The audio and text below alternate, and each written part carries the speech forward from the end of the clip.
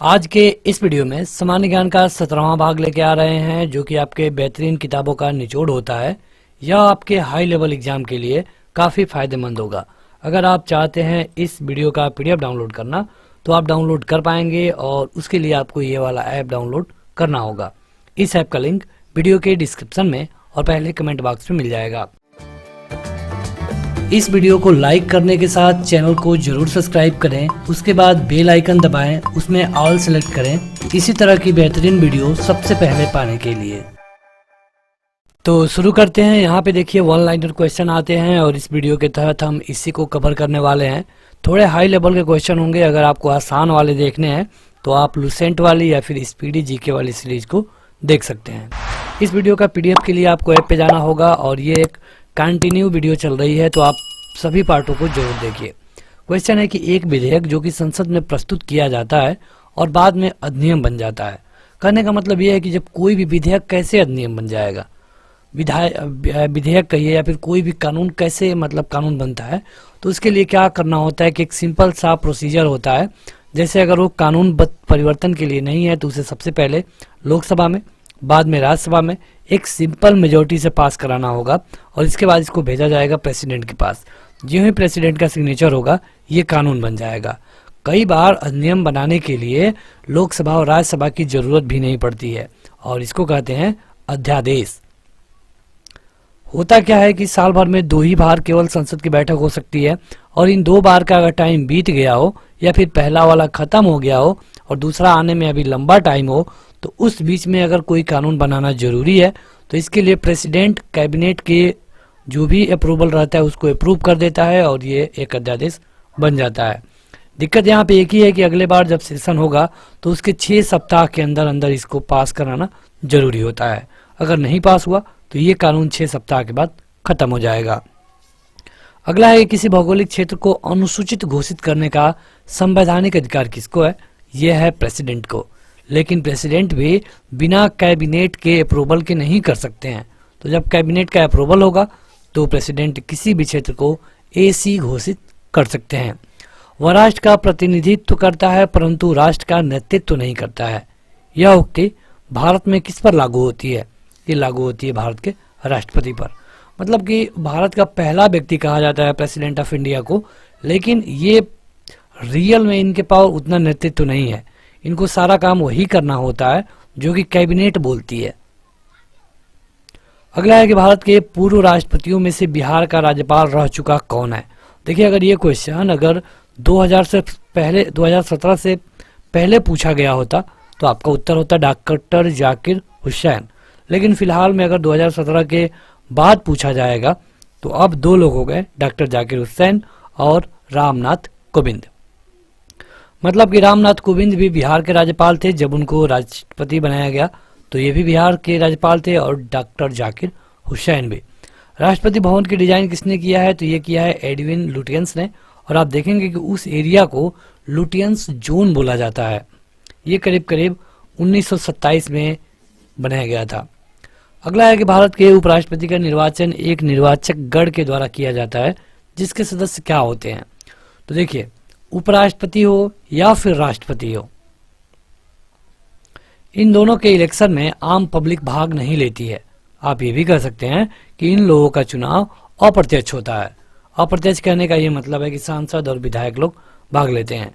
उपराष्ट्रपति की बात करें तो इसमें संसद के दोनों सदनों के लोग भाग लेते हैं। अगर हम बात करें राष्ट्रपति की, तो राष्ट्रपति में लोकसभा, राज्यसभा इन दोनों के निर्वाचित सदस्य और सभी विधानसभाओं के विधायक भाग लेते हैं। हालांकि यूनियन टेरिटरी में विधायिका नहीं होती है, लेकिन यूनियन टेरिटरी में जहां जहां पर भी सीएम होता है वहां वहां के विधायक राष्ट्रपति के चुनाव में भाग लेते हैं। अब सीएम कहां कहां पे है? तो पहला है दिल्ली, दूसरा पुदुचेरी, और तीसरा जम्मू एंड कश्मीर।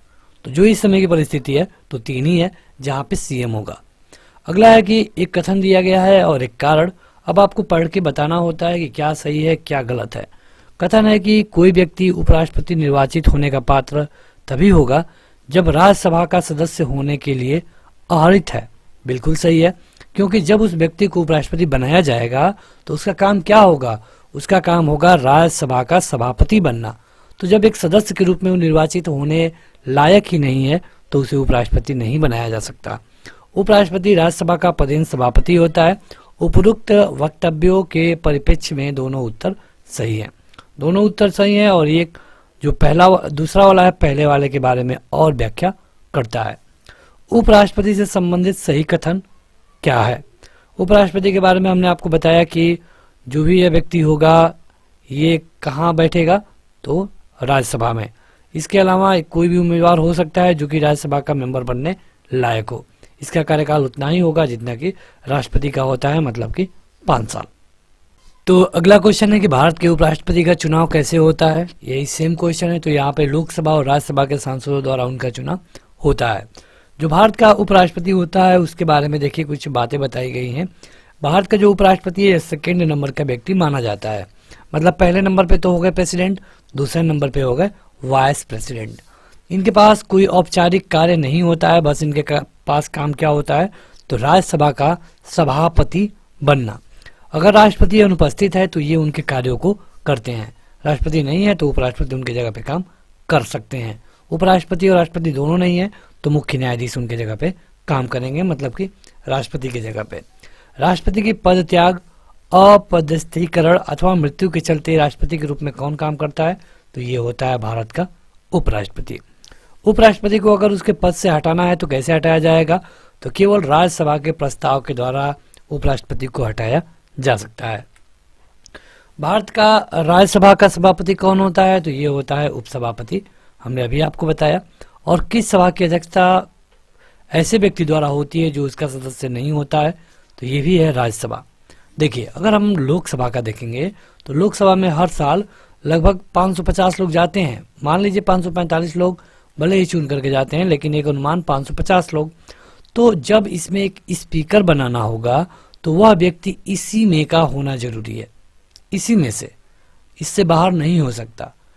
जो प्रोटेम स्पीकर बनाया जाता है वो भी इसी में से होता है और स्पीकर बनता है वो भी इसी में से होता है। लेकिन राज्यसभा में बिल्कुल उसका उल्टा होता है। राज्यसभा में 250 लोग होते हैं, सबका कार्यकाल 6 साल के लिए होता है और जो इनका सभापति होता है ये इनमें से नहीं होता है, ये होता है उपराष्ट्रपति। लेकिन जो उपसभापति होता है ये इनमें से होता है। तो उपसभापति तो राज्यसभा से होगा लेकिन सभापति राज्यसभा का नहीं होता है। दोनों महानुभाव उपराष्ट्रपति बनने से पहले पूर्व राजदूत और उच्चायुक्त के पद पे रहे। मतलब कि ये लोग जब उपराष्ट्रपति बनने वाले थे उससे पहले राजदूत थे अथवा उच्चायुक्त थे। ये हैं डॉक्टर एस राधाकृष्णन और बीबी गिरी। आगे बढ़ते हैं तो ये है मोहम्मद अंसारी, भारत के कौवें उपराष्ट्रपति थे, तो ये थे 92। ये 2 बार लगातार भारत के उपराष्ट्रपति रहे। भारत के प्रधानमंत्री के विषय में क्या सही है, तो भारत का प्रधानमंत्री मंत्रिपरिषद का वास्तविक नेता होता है। मंत्रिपरिषद मतलब कि आप कैबिनेट बोल सकते हैं। यहाँ पे देखिए फिल इन द ब्लैंक है कि भारत का प्रधानमंत्री तो ये नियुक्त होता है या फिर आप कह सकते हैं निर्वाचित होता है। वैसे अगर आप सही भाषा में कहें तो भारत का प्रधानमंत्री निर्वाचित नहीं होता है, क्योंकि जब भी हम चुनाव करते हैं एक सांसद का करते हैं। जिस पार्टी के सबसे ज़्यादा सांसद होते हैं उन्हीं में से एक व्यक्ति को प्रधानमंत्री चुन लिया जाता है। उपराष्ट्रपति को पद से हटाने के संबंधित प्रस्ताव कहाँ पे लाया जाना जरूरी है, तो जरूरी है कि इसको सबसे पहले राज्यसभा में लाया जाए। यहाँ पे देखिए सत्य कथन है और परीक्षा में पूछा जाता है कि कौन सत्य है कौन असत्य है। राष्ट्रपति या फिर राज्यपाल को शासकीय कार्यों के लिए विधिक कार्रवाई से उन्मुक्ति है। सही बात है। कोई न्यायालय राज्यपाल को किसी कर्तव्य पालन के लिए विवश नहीं कर सकता। देखिए राज्यपाल को कई सारे पावर मिले होते हैं, राज्यपाल रहते हुए इन पे मुकदमा नहीं चलाया जा सकता है। अगर कोई मुकदमा चलाया भी जाएगा तो उसके लिए राष्ट्रपति से परमिशन लेना जरूरी होगा। क्या होता है कि जब भी किसी व्यक्ति पे कोई पुराने मामले को लेकर मुकदमा चलाना होता है और अगर वो राज्यपाल होता है तो जब तक वो राज्यपाल है तब तक रुकना पड़ता है। जब राज्यपाल पद से वो हट जाएगा 5 साल बाद या फिर उसके बाद 10 साल बाद, तब उस पर मुकदमा चलाया जा सकता है। एक राज्यपाल को व्यक्तिगत कार्यों हेतु सिविल कार्यवाही लाने के लिए 2 मास पूर्व लिखित सूचना अवश्य देनी होगी। ये सब विधायकों की बात है। भारत का प्रधानमंत्री केंद्रीय सरकार का मुख्य होता है। क्योंकि जो भी सबसे ज़्यादा पावरफुल है भारत में वो है कैबिनेट, और कैबिनेट का जो हेड होता है ये हमेशा और हमेशा प्रधानमंत्री होता है। भारतीय संविधान के अनुच्छेद 78 में किसके प्रावधानों के बारे में बताया गया है? तो ये है प्रधानमंत्री के। प्रधानमंत्री के बारे में बताया गया है कि प्रधानमंत्री क्या करेगा, क्या कर सकता है, क्या नहीं कर सकता है, उसके पास कितनी पावर है, यह आर्टिकल 78 में बताया गया है। कैबिनेट में सम्मिलित होते हैं केवल कैबिनेट मंत्री, क्योंकि आप देखेंगे कई तरह के मंत्री होते हैं, राज्य मंत्री, कैबिनेट मंत्री। तो जो कैबिनेट मंत्री होते हैं उन्हीं के पास ज़्यादा पावर होती है। संसदीय शासन में वास्तविक या फिर कार्यपालिका शक्ति किसके पास होती है? तो जैसे कि इंडिया में है, हमारे यहाँ प्रधानमंत्री के पास ज़्यादा पावर होता है। अगर हम बात करें यूएसए की, तो वहाँ पे सबसे ज़्यादा पावरफुल कौन होता है? प्रेसिडेंट। हमारे यहाँ जो प्रेसिडेंट होता है वो 5 साल का होता है। क्या आप बता पाएंगे कि अमेरिका का राष्ट्रपति कितने साल के लिए चुना जाता है? अभी अभी चुनाव हुए हैं, तो कमेंट करके बताइएगा कमेंट बॉक्स में। अगला है कि राष्ट्रपति भारत सरकार का कार्य अधिक सुविधापूर्वक किए जाने के लिए और मंत्रियों में उक्त कार्य के आवंटन के लिए नियम बनाएगा। ये बिल्कुल सही है, केवल उनका काम सिग्नेचर करना होता है। बढ़ते हैं आगे। तो अगला है कि यदि भारत के राष्ट्रपति संसद के उच्च सदन के सदस्य हैं तो वो अविश्वास के प्रस्ताव में अपने पक्ष में वोट नहीं दे सकेंगे। देखिए होता क्या है कि उच्च सदन मतलब कि राज्यसभा। होता क्या है कि किसी भी व्यक्ति को पीएम बनाया जा सकता है बशर्ते या तो लोकसभा या फिर राज्यसभा का मेंबर हो, लेकिन अगर वो लोकसभा का होगा तब तो लोकसभा में बैठेगा ही। वैसे तो जो भी मंत्री बन जाते हैं या फिर प्रधानमंत्री बन जाते हैं वो दोनों में से किसी सदन में बैठ सकते हैं अपना पक्ष रखने के लिए। लेकिन अगर बात अविश्वास की होगी, अविश्वास प्रस्ताव की, तो वो लोकसभा में वोटिंग नहीं कर सकते हैं, क्योंकि वो राज्यसभा के हैं। वोटिंग वो किसी भी कंडीशन में वोटिंग नहीं कर पाएंगे, जहां पर है वहीं पे वोटिंग कर सकते हैं, हालांकि बैठ दोनों में सकते हैं। ये रूल लागू होता है किसी भी मंत्री पर और प्रधानमंत्री पे। भारतीय संविधान का प्रावधान मंत्रिपरिषद की नियुक्ति तथा पदच्युति को विवेचित करता है, ये बताया गया है आर्टिकल 75 में। प्रधानमंत्री कार्यालय कब अस्तित्व में आया? यह आया था 1977 में, जिसको आप पीएमओ बोलते हैं। पीएमओ कब बना था? 1977 में। उप प्रधानमंत्री का कब सृजन हुआ? देखिए, जो आप उप प्रधानमंत्री का पद देखते हैं, जैसे कि आप लाल कृष्ण आडवाणी को देखे थे अटल बिहारी वाजपेयी की सरकार में, तो इसका ये शब्द संविधान में कहीं नहीं है। ये संविधान के प्रावधानों से हटकर इसका प्रयोग किया गया है। प्रधानमंत्री को राष्ट्रपति के द्वारा नियुक्त किया जाता है। जिस भी पार्टी के पास ज़्यादा मेंबर होंगे उनमें से एक व्यक्ति को प्रधानमंत्री और राष्ट्रपति प्रधानमंत्री के रूप में नियुक्त कर देगा। आमतौर पे भारत का प्रधानमंत्री क्या होता है? देखिए, नॉर्मली बात की गई है आमतौर पे, तो ये हमेशा लोकसभा का सदस्य ही होता है। कुछ ही लोग हैं जो कि राज्यसभा से चुन करके प्रधानमंत्री बने थे, जैसे कि इंदिरा गांधी, मनमोहन सिंह। वैसे अगर आप पीएम मोदी के बारे में देखेंगे तो ये दोनों बार लोकसभा से ही चुन के गए हैं, 2014 हो या फिर 2019। Council of scientific and industrial research का अध्यक्ष कौन होता है? तो ये होता है हमेशा भारत के प्रधानमंत्री। देखिए, ये एक्स ऑफिसियो होते हैं, मतलब कि जो भी व्यक्ति भारत का प्रधानमंत्री होगा ये उस संस्था का ऑटोमेटिक अध्यक्ष हो जाता है। जैसे कि पहले जो योजना आयोग था उसका अध्यक्ष भी प्रधानमंत्री होता था। ये योजना आयोग अब बदल करके नीति आयोग हो गया है 1 जनवरी 2015 से। राष्ट्रीय सुरक्षा समिति का प्रधान कौन होता है? तो ये हमेशा प्रधानमंत्री होते हैं। देखिए, भारत के अगर प्रधानमंत्री की नियुक्ति की बात करें तो किसी भी व्यक्ति को प्रधानमंत्री बनाया जा सकता है, लेकिन जरूरी यह है कि अगले 6 महीने के अंदर अंदर उस व्यक्ति को या तो लोकसभा या फिर राज्यसभा का मेंबर होना जरूरी होगा। जो भी भारत का व्यक्ति प्रधानमंत्री बनेगा उसकी कम से कम उम्र 25 साल होनी जरूरी है। क्या आप बता पाएंगे कि राष्ट्रपति के लिए कितनी उम्र चाहिए? तो राष्ट्रपति के लिए होनी चाहिए 35 साल, और राज्यसभा के मेंबर के लिए ये आप हमें कमेंट करके बताएंगे। राज्यसभा का मेंबर के लिए कितना उम्र होना जरूरी है, यह आप हमें कमेंट करके जरूर बताइए। देखिए, अगर हम बात करें मंत्रिपरिषद के बारे में, जो कि हम कैबिनेट की बात कर रहे थे, तो ये लोग उत्तरदायी होते हैं लोकसभा के प्रति, मतलब कि इनको अपना जवाब लोकसभा में देना पड़ता है और ऐसी संवैधानिक बाध्यता है, और ऐसा बताया गया है आर्टिकल 75(3)(a) के अनुसार।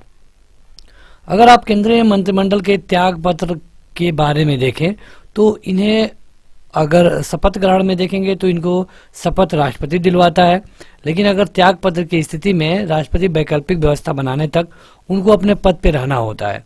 जैसे मान लीजिए कि 2024 का इलेक्शन होने वाला है, तो उस समय अगर कोई व्यक्ति इस्तीफा दे दिया और अभी नया प्रधानमंत्री आना बाकी है, तब तक इनको रहना होता है केवल वैकल्पिक रूप से।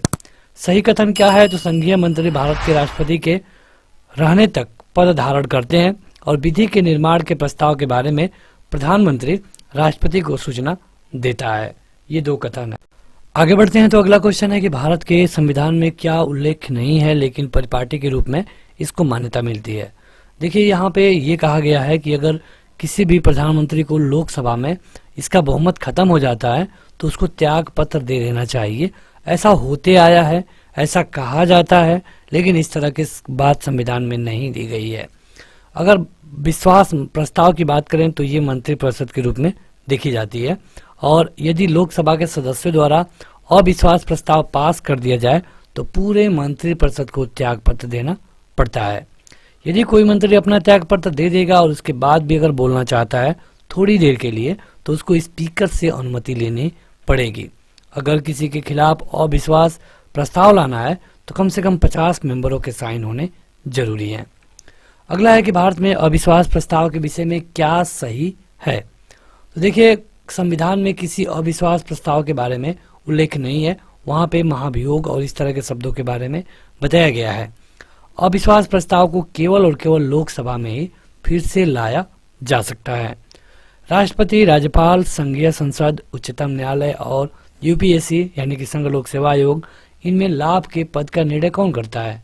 तो ये होता है राष्ट्रपति, राज्यपाल और संघीय संसद।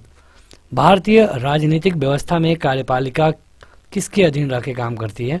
तो ये विधायिका के तहत। मतलब विधायक जो होते हैं, अगर हम राज्य स्तर पे देखें तो विधानसभा के अंतर्गत काम करते हैं, और लोकसभा के बारे में देखेंगे सेंट्रल सरकार में तो लोकसभा के अंडर में काम करते हैं। वह नेता जो कि नेहरू के कैबिनेट में पहले गृह मंत्री बने और बाद में रक्षा मंत्री, यह है कैलाश नाथ काटजू। आगे बढ़े तो अगला है कि स्वतंत्र भारत के पहले वित्त मंत्री कौन थे?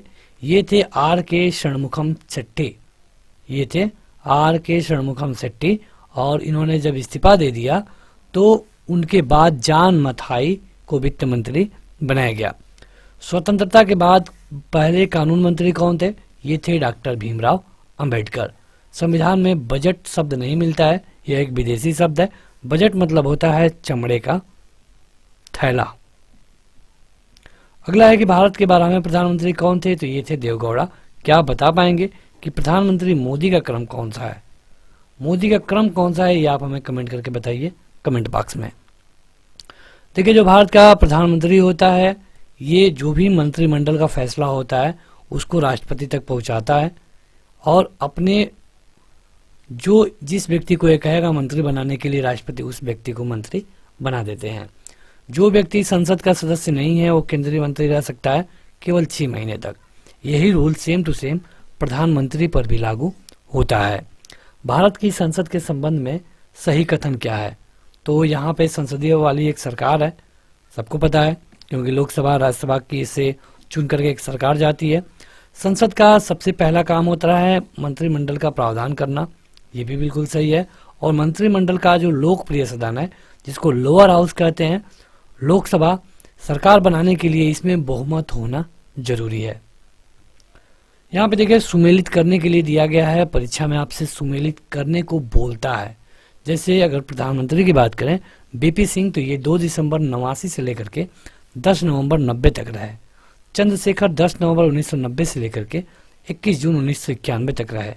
एच.डी. देवगौड़ा 1 जून 1996 से लेकर के 21 अप्रैल 97 तक रहे। इंद्र कुमार गुजराल 21 अप्रैल 97 से लेकर के 19 मार्च 1998 तक रहे।